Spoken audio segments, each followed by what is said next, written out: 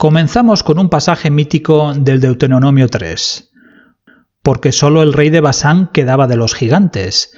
Su cama era de hierro y estaba enclavada en la ciudad de los amonitas. Tenía 9 codos de largo y 4 codos de ancho, según el codo de un hombre. Esto es, una cama de algo más de 4 metros.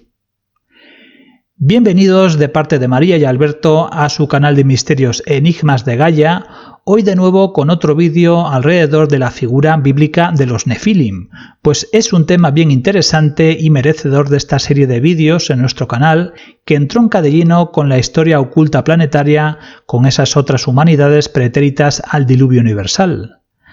Además, aprovecho para, en primer lugar, dejar todavía más clara mi opinión al respecto de la naturaleza de estos Nefilim, pues algunos, a raíz del anterior vídeo, me habéis apuntado vuestro propio parecer divergente a la interpretación más común sobre los mismos, que estriba en que fueron fruto de las uniones entre los ángeles caídos y las mujeres humanas.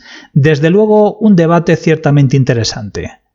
Mi parecer entronca de lleno con la teoría de los antiguos astronautas y no negando que pudieran haberse dado en la más remota antigüedad cruces entre especies digamos no terrestres con el humano actual, la cuestión Nefilim va efectivamente bastante más allá.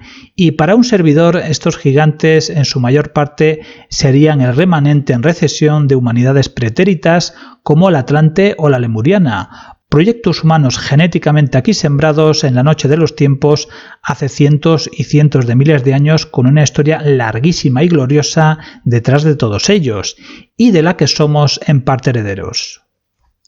De hecho, recordar, como ya subrayaba en el anterior vídeo, la estudiada ambigüedad del texto bíblico al definir a estos gigantes Nefilim.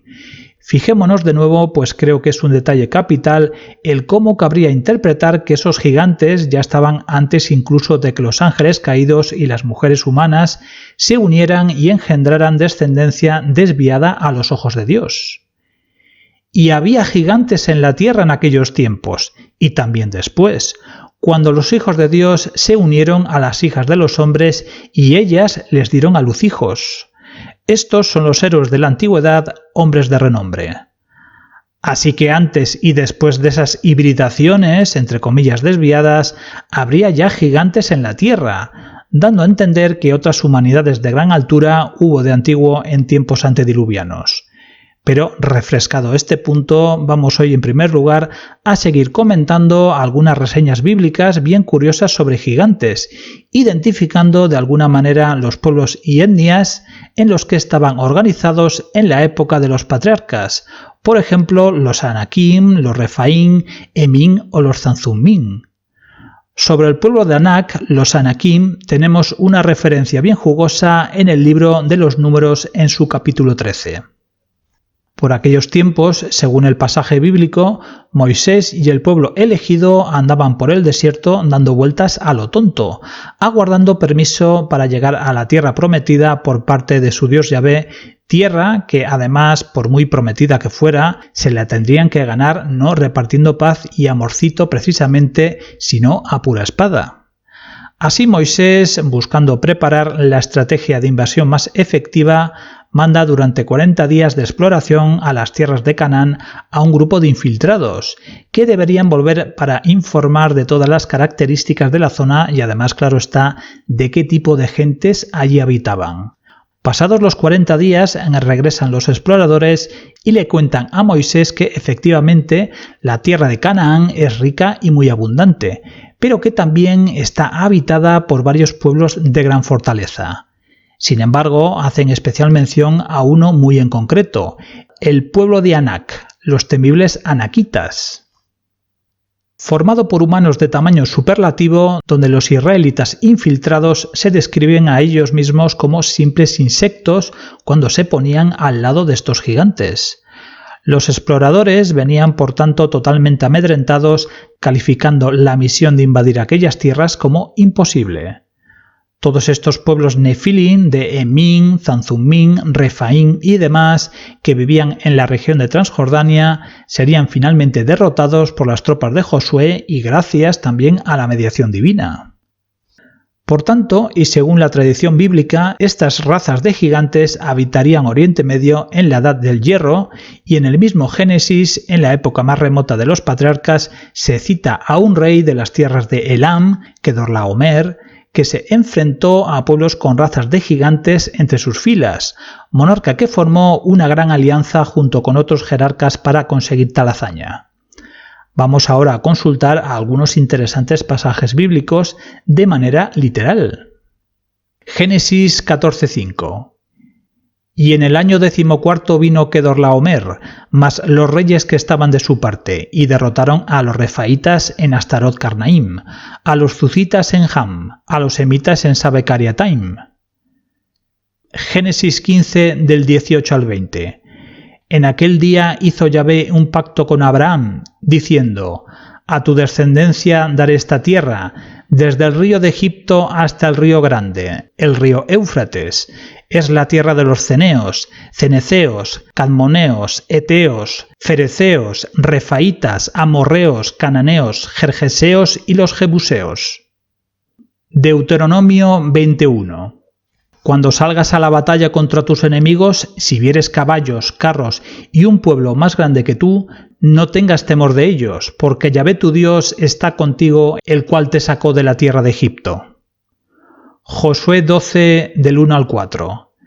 Estos son los reyes de la tierra que los hijos de Israel derrotaron, y cuya tierra poseyeron al otro lado del Jordán, hacia donde nace el sol desde el arroyo de Arnón hasta el monte Hermón, y todo el Arabá hasta Oriente, y el territorio de Og, rey de Basán, que había quedado de los refaitas, el cual habitaba en Astarot y en Edrei.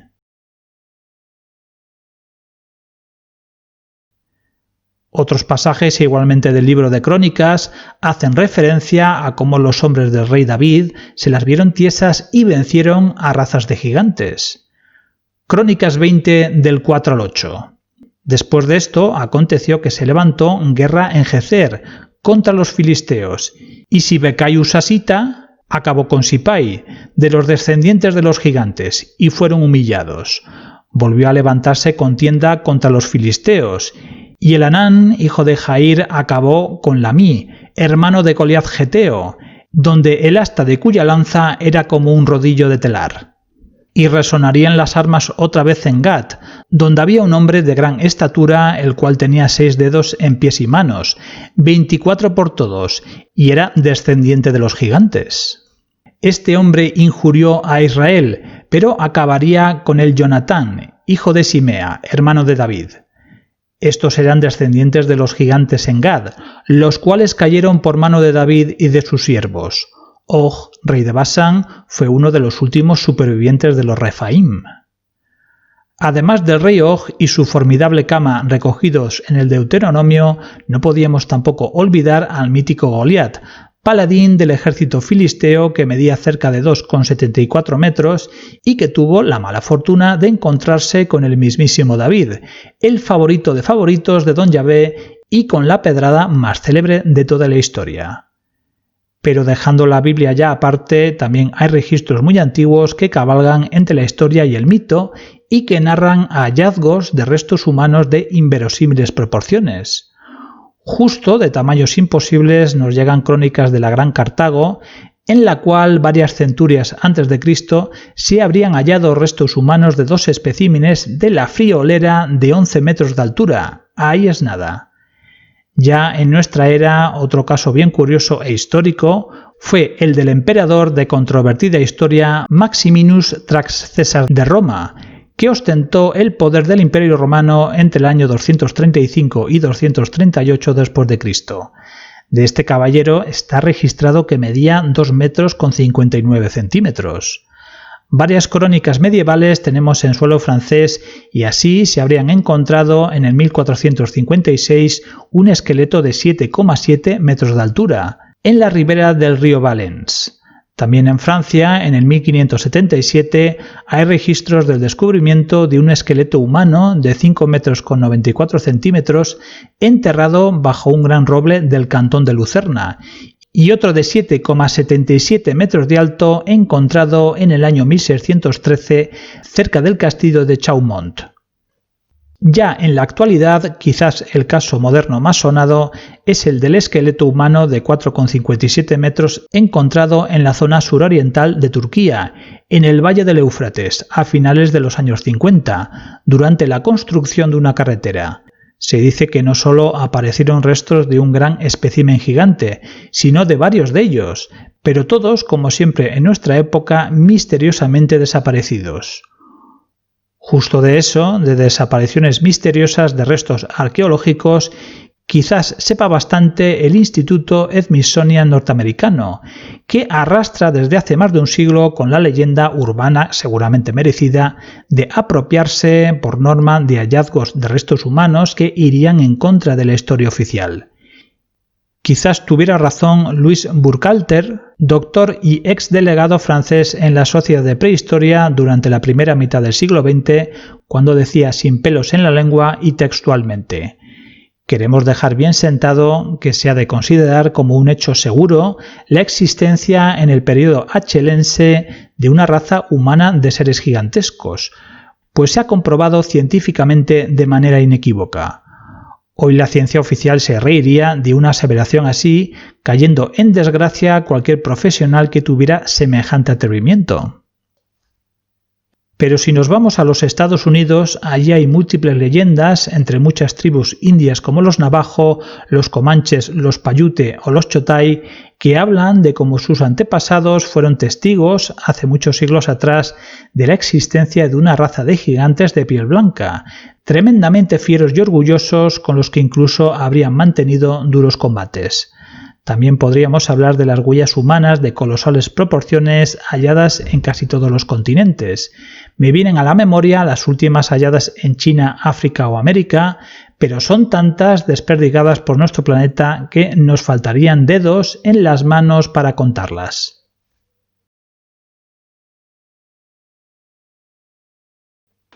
Recuerdo ahora, como también aquí en España, concretamente en la localidad de Bruyans del Pirineo catalán, el caso de cómo en el 1917, en los alrededores del dolmen de Oren, se encontraron restos de varios especímenes humanos de alrededor de 3,5 metros, varios varones y una hembra, según se dice, con fémures de longitudes comprendidas entre los 79 y 92 centímetros de longitud. Estos restos fueron guardados en el antiguo Museo de Medicina barcelonés, si mal no recuerdo, y hoy está en el depósito del actual Museo de Prehistoria de la ciudad condal, como así han reportado y lo han visto varios investigadores. Se me escapa también comentar el en su día conocido caso del gigante de 7 metros hallado en Ecuador por el párroco Carlos Miguel Vaca Alvarado, que expuso al público en su modesto museo hasta que falleció. Museo que fue entonces saqueado de la misma forma que lo fue el del Padre Crespi de la Cueva de los Tallos, siempre los mismos que no dan puntada sin hilo y nos hurtan la verdadera historia de la humanidad. Lo último que se sabe de dichos restos es que parte de ellos los tiene, como no, el Smithsonian, otros están en manos de coleccionistas privados e investigadores, y en el famoso Mystery Planet de von Daniken se ofrece todavía hoy una reconstrucción del mismo. En definitiva, como siempre, cuando tenemos pruebas, las pocas que no han conseguido sustraer, pues resulta que son obviadas y guardadas en los depósitos de los museos para evitar preguntas incómodas. La moraleja de todo esto es que cuánto miedo deben de tener que sepamos de cierto nuestra verdadera historia planetaria, seguramente porque a algunos de los que mandan se les caería el chiringuito que tienen tan bien montado. Aquí lo dejamos, querida audiencia, muchas gracias de parte de María y Alberto, y les emplazamos, si tienen a bien, a otro vídeo de este vuestro canal de misterios de ayer y hoy, Enigmas de Gaia.